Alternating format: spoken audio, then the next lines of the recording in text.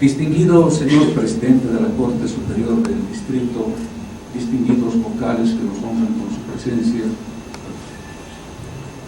quiero hacer una mención especial al señor Julio Artesano, quien fue alcalde de Arque, que también está presente en la sala, y a quien se debe que durante 40 años guardó el discurso pronunciado por el general Barrientos minutos antes de su muerte. Hace un momento hemos escuchado el discurso en quechua, y es mérito de él haber guardado ese importante documento histórico, mucho más importante tratándose del último discurso que pronunció un presidente constitucional. Igualmente voy a saludar la presencia de la presidenta de la Fundación Fundes Canal, licenciada Teresa Ayala, distinguida concurrencia. El 27 de abril del año 69, el presidente Barrientos hizo una corta visita a la localidad de Arque, entregó obras, entregó dinero para la infraestructura del agua potable, y luego todo el pueblo reunido allá lo acompañó hasta la cancha de básquet donde estaba el helicóptero. Una banda acompañó la ascensión de la nave junto a los aplausos del pueblo, porque, distinguidos amigos, aquel día era de fiesta en Arque. Era la primera vez que un presidente constitucional visitaba esa lejana población, y además era la primera vez que muchos veían un helicóptero. Entonces era toda una novedad. Se levantó el helicóptero y se adentró en la quebrada de Arque, y cuando ya se perdía en el tablero montañoso, súbitamente apareció una llamarada o algo parecido a humo en el costado izquierdo de la nave, y luego el helicóptero se precipitó como un costal de plomo y estalló en el lecho de la quebrada como una carga de dinamita. Los 3 ocupantes de la nave murieron carbonizados. Aquel día de fiesta se transformó en un día de tristeza.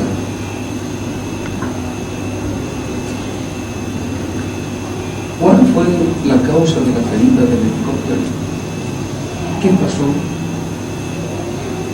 ¿Fue un accidente? ¿Fue un atentado? Han pasado 40 años y la incógnita subsiste, aunque la versión oficial que se consolidó, que se fosilizó en las estructuras del Estado y de la conciencia popular, es que se trató de un accidente. Se dijo que el helicóptero había chocado con un cable de número 8, que es sumamente delgado, y que a raíz de eso el helicóptero cayó. Bueno, queridos amigos, han pasado 40 años y la duda subsiste. ¿Fue un accidente? ¿Fue un atentado? Quiero decirles que nuestra historia política es realmente trágica, es violenta. Bolivia, como ningún otro país del continente americano, registra tal cantidad de muertes de sus presidentes. En apenas 184 años de vida republicana, 13 de nuestros presidentes han muerto trágica y misteriosamente. En otros países de la región han muerto 1, 2 o 3, pero en Bolivia tenemos 13 muertes de presidentes. Además, los historiadores dicen que Bolivia es el único país de esta parte del mundo en el que han matado a 3 de sus presidentes dentro del Palacio de Gobierno, porque generalmente a los presidentes los matan lejos del Palacio de Gobierno. Se recordarán que murió Belso desde el Palacio de Gobierno. También murió Roberto Villarroel y Agustín Páez. Pero además esta violencia política que caracteriza nuestra historia, desgraciadamente, se refleja en la absoluta inestabilidad de nuestra vida institucional. Bolivia, como ningún otro país de este continente, registra más de 200 golpes militares. La ambición, la disputa política ha llevado a una inestabilidad permanente a nuestro país. Ustedes, del año 69 al año 71, en 3 años, en menos de 3 años, hemos tenido 9 presidentes. Del año 78 al año 82, en 4 años, hemos tenido 12 presidentes. Pero no solamente es en esa época violenta de los gobiernos de facto, incluso es dentro de la democracia esa inestabilidad, que en mi concepto es una de las causas de nuestro atraso. Por ejemplo, del año 2001 al 2006, en 5 años hemos tenido 5 presidentes. Recordarán que estuvo Vance, Ramírez, Gobi, Carlos de Mesa, Rodríguez y Evo Morales. En 5 años en la democracia hemos tenido 5 presidentes. Y esta inestabilidad es causa de una de las muchas desgracias que ocurren en nuestro país. Debo decirles que los días 6 y 7 de octubre de 1970 tuvimos 6 presidentes en 2 días. Los recordaremos porque parece que fuera una exageración de parte mía decir que en 2 días hemos tenido 2 presidentes que se autoproclamaron presidentes porque juraron el cargo. ¿Quiénes son esos señores? Los generales Alfredo Montecandia, Rogelio Miranda, Efraín Guachaya, Fernando Satori, Alberto Albarracín y Juan José Torres. Entonces, queridos amigos, en medio de semejante violencia política, aceptar tranquilamente, sin mayores análisis, que el general Barrientos murió en un accidente porque el rotor se enredó en un cablecito, ya no es creíble. Mucho más si esta muerte no se ha investigado. Prueba de ello que hasta ahora, a 40 años del suceso de Arque, la Fuerza Aérea no ha presentado un informe oficial sobre la tragedia de Arque. No hay. Entonces, en el marco aterrador de la violencia política de golpes y de contragolpes, resulta ingenuo aceptar sin mayores cuestionamientos la tesis de la muerte accidental del general Barrientos. Debo decirles que el general Barrientos, históricamente, fue el líder más popular de Bolivia desde la fundación de la República. Ningún otro caudillo gozó de tal apoyo en vida. Hubieron otros, por ejemplo el Tata Belso, de quien he escrito un libro, pero el Belso era un hombre amado en el altiplano, era un líder regional, en el resto del país era desconocido, o por lo menos no se lo seguía con el mismo fervor. Tenemos el caso del general y abogado don Ismael Montes, o del tribuno Salamanca, o de Bautista Saavedra, pero esos eran líderes de su medio en esa época cuando había el voto calificado. Eran líderes de sus electores, pero eran ignorados por las mayorías nacionales. Pero Barrientos tenía un liderazgo nacional. Era amado y era odiado a nivel nacional. No era ignorado por nadie.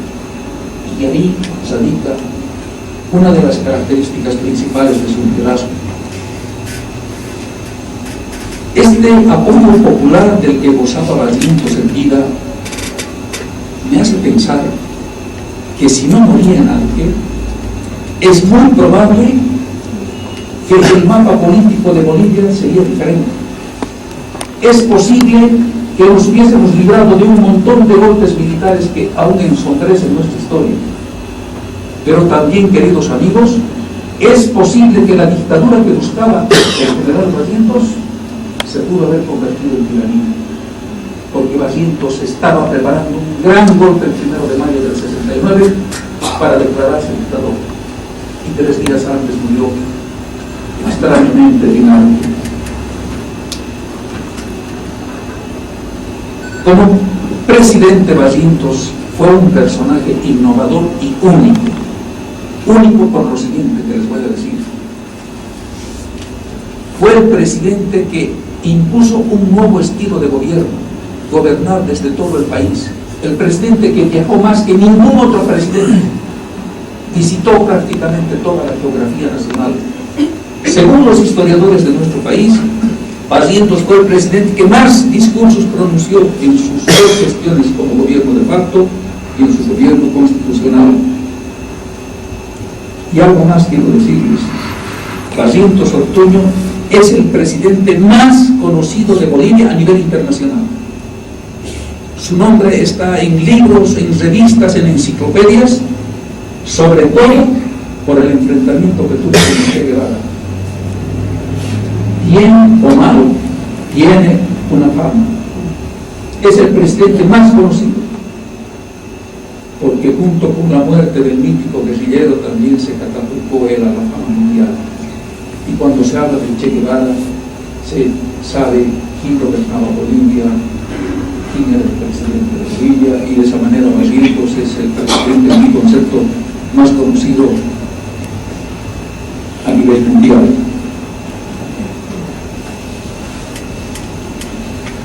Debo señalar que Barrientos, como presidente, impulsó un gobierno desarrollista, estuvo más cerca de los campesinos y se enfrentó a los dirigentes sindicales y mineros.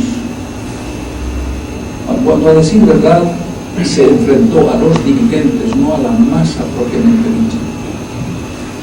Porque una de las lacras que hay en nuestro país es la exagerada cantidad de dirigentes sindicales.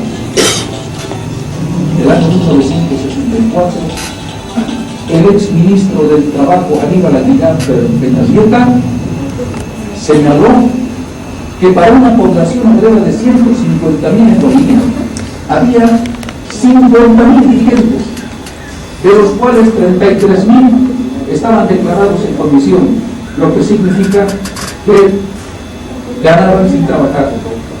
Y yo pienso que este es otro de los obstáculos que tiene nuestro país: la gran cantidad de dirigentes. Nadie quiere trabajar, todos quieren hacerse declarar en comisión. Y pues, Barrientos en un país lleno de dirigentes sindicales, y tuvo que enfrentarse, lamentablemente. Yo creo que cualquier otro presidente hubiese hecho más o menos lo mismo.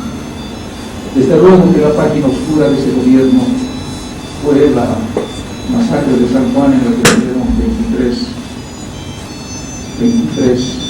mineros. Debo señalar, perdón que un poquito me extienda, pero es que es necesario marcar algunos hitos de esta historia, que viendo la obra de Barrientos en su conjunto, encontramos signos de contradicción en Barrientos.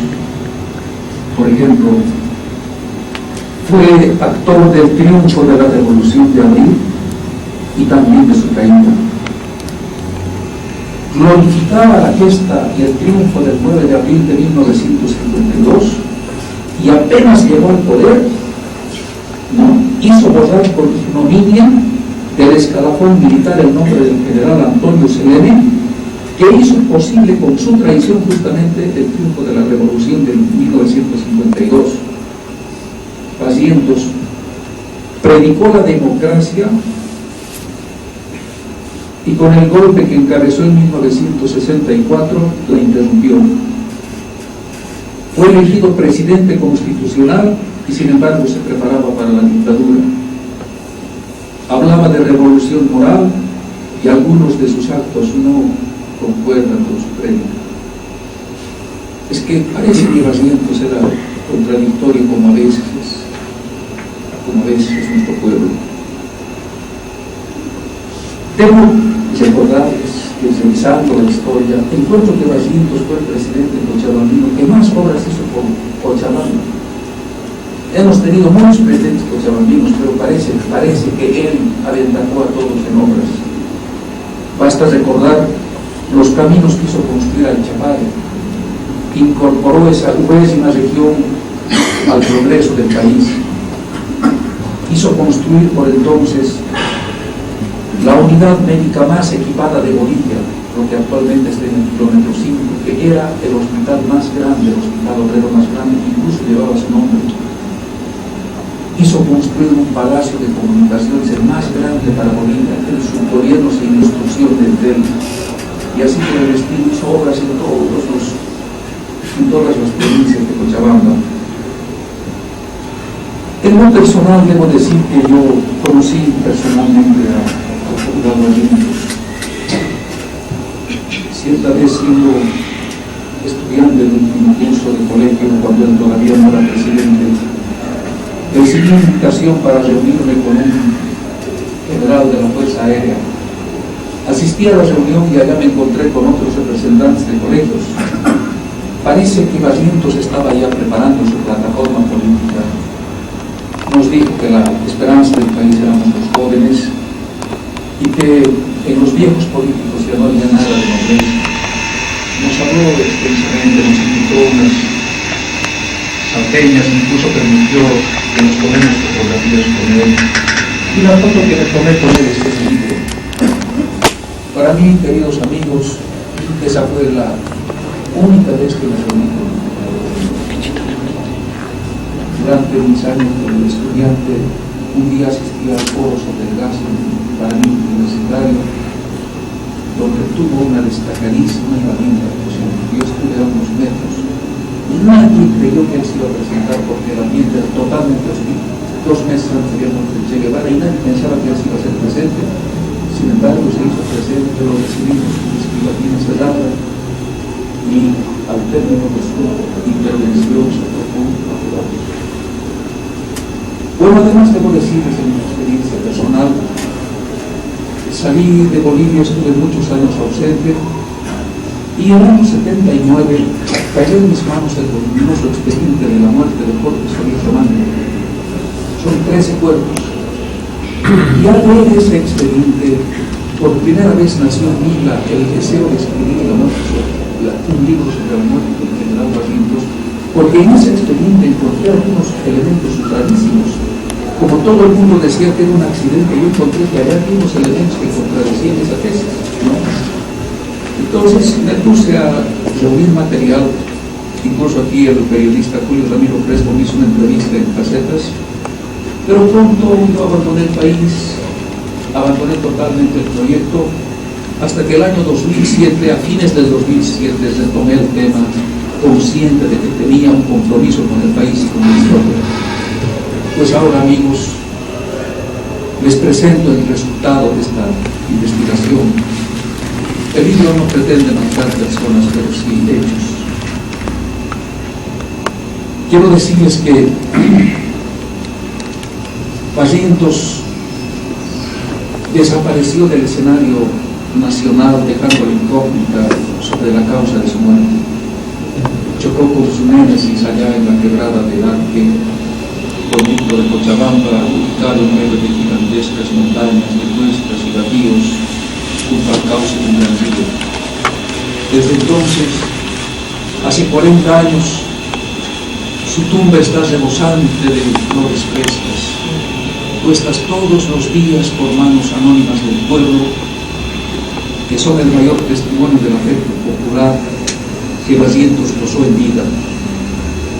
Finalmente debo señalar, queridos amigos, que los resultados de mi investigación lo presento a este gran jurado constituido por ustedes, quienes en última instancia darán el veredicto final de acuerdo a los dictados de su conciencia y de acuerdo a los datos del libro, de si la muerte en Arque fue un accidente o fue un atentado.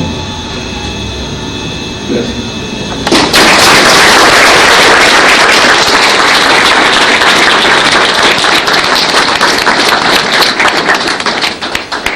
Dos pequeñas acotaciones. he traído los últimos libros que tengo sobre la muerte de Úrsula. Oscar Úrsula de la Vega fue el más importante líder de la oposición política en Bolivia en los años 50.